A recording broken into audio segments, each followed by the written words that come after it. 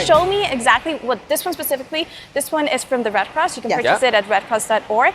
Show me what it has. Yes. Okay. So, Blake, you want to go ahead? Let's start out with some of the antiseptic wipes that are in there. Clean the area and the area protected, because your skin is your first line of defense, and you want to prevent it from getting infected. gloves too. Whenever you're working on yourself or with family members, you want to also make sure you have gloves on. Let's say I broke a finger. We have some, these are not popsicle sticks. But we can use it for that in other situations. Of course, not emergencies, but we get. Right, so used to seeing this when a physician or someone's looking into your mouth, but these tongue blades can be used in emergency situations. I broke one in half, and if I thought like finger was fractured or I could break the tongue blade and get a piece of tape or a bandage and wrap it around to keep his finger secure. And should I immobilize just This is our one-way valve. So this is during CPR. Right. After compressions, if you need to give a breath, you use this. What else? We have our emergency survival blanket. So these are in really, really cold conditions. Yes. You can like wrap not yourself Miami. up in this. It's not gonna work. Well, at nighttime it can get really cold in some places, and you don't want your temperature to get so low. So these are very helpful.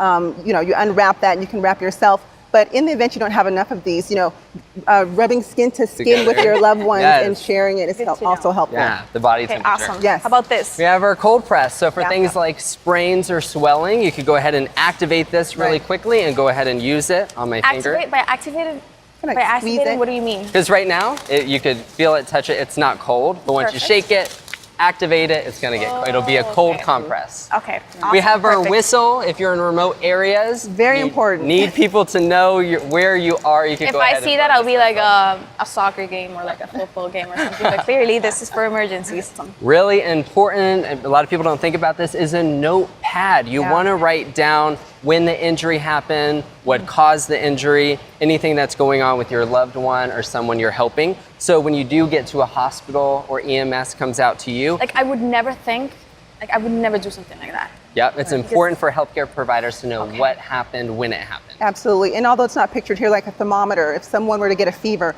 writing down this information so when you get medical attention, they know what's happened. We also have these nifty little...